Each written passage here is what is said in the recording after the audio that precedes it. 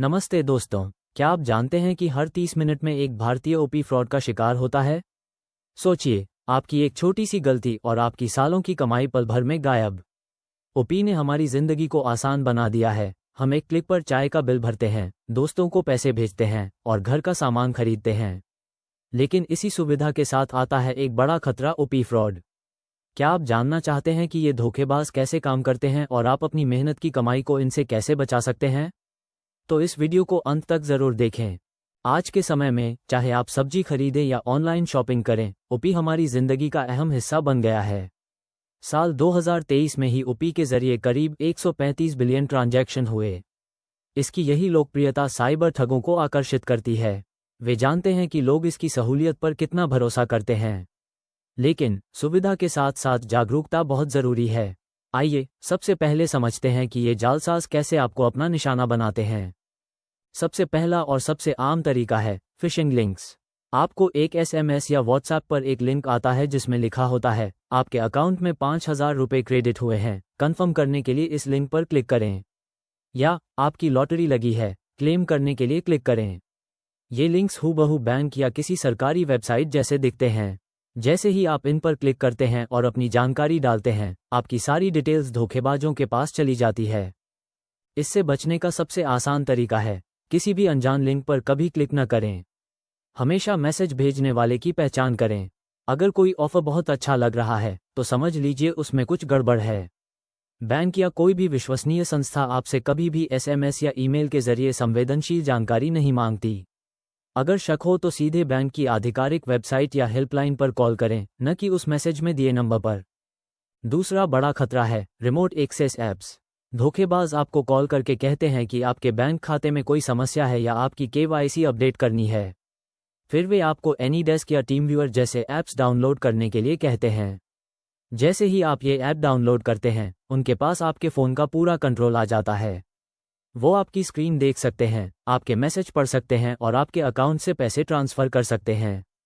याद रखिए, कोई भी बैंक या वित्तीय संस्था आपको ऐसी कोई भी ऐप डाउनलोड करने के लिए नहीं कहती जो उन्हें आपके फ़ोन का कंट्रोल दे। अगर कोई आपसे ऐसी ऐप डाउनलोड करने को कहे तो तुरंत समझ जाएं कि ये एक फ्रॉड है। ऐसी कॉल को तुरंत काट दें और नंबर को ब्लॉक कर दें। अपनी पर्सनल जानकारी किसी भी अनजान व्यक्ति के साथ साझा न करें। तीसरा तरीका है ओटीपी शेयरिंग का झांसा। ये सबसे ज़्यादा कॉमन है। धोखेबाज आपको कॉल करते हैं और कहते हैं कि वो आपको पैसे भेज रहे हैं और पैसे रिसीव करने के लिए आपको एक ओटीपी बताना होगा। दोस्तों, ये सबसे बड़ी गलती है। पैसे भेजने के लिए पिन या ओटीपी की ज़रूरत होती है, पैसे रिसीव करने के लिए नहीं। जब आप अपना ओटीपी बताते हैं तो असल में आप उन्हें अपने अकाउंट से पैसे निकालने की परमिशन दे रहे होते हैं। पैसे लेने के लिए आपको कभी भी पिन या ओटीपी डालने की ज़रूरत नहीं होती। अगर कोई आपसे पैसे भेजने के नाम पर ओटीपी मांगे तो सावधान हो जाएं।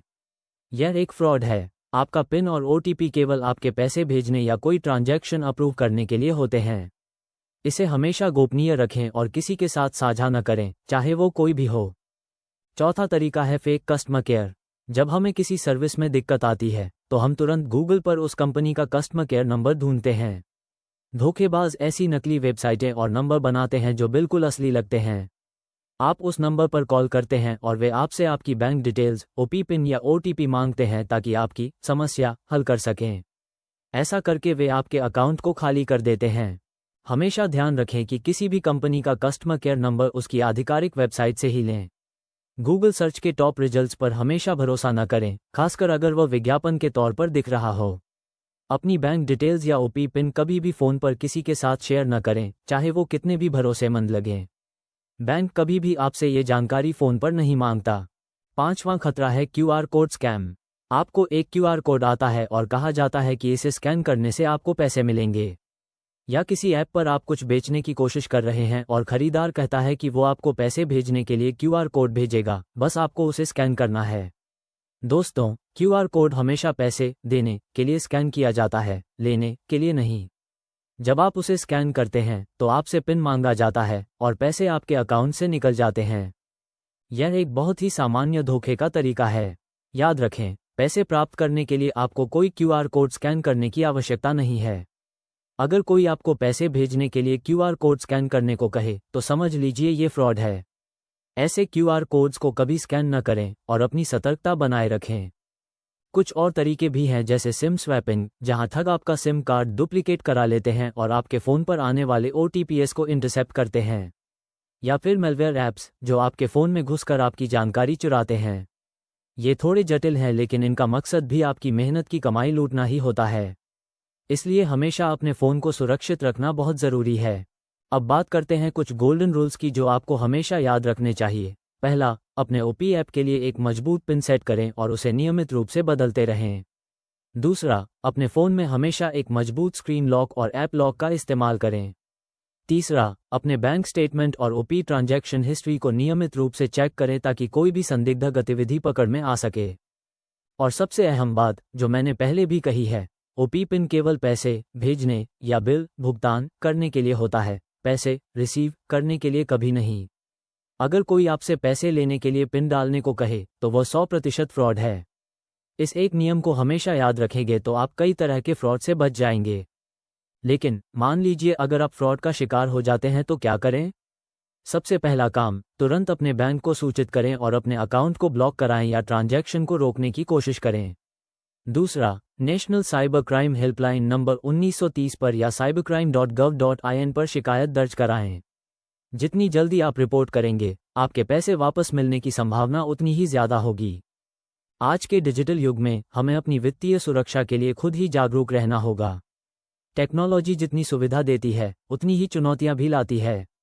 अपने ऐप्स को हमेशा अपडेट रखें, अनजान लोगों से सावधान रहें और अपनी जानकारी को कभी किसी के साथ शेयर न करें।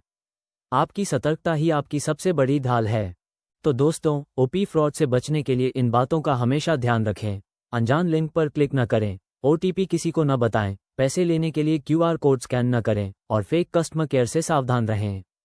अगर आपको ये जानकारी उपयोगी लगी हो तो इस वीडियो को लाइक करें, अपने दोस्तों और परिवार के साथ शेयर करें ताकि वे भी सुरक्षित रह सकें और हमारे चैनल को सब्सक्राइब करना न भूलें ताकि आपको ऐसे ही फाइनेंशियल सुरक्षा और ज्ञानवर्धक वीडियो मिलते रहें। मिलते हैं अगले वीडियो में, तब तक के लिए अपना और अपने पैसों का ध्यान रखें।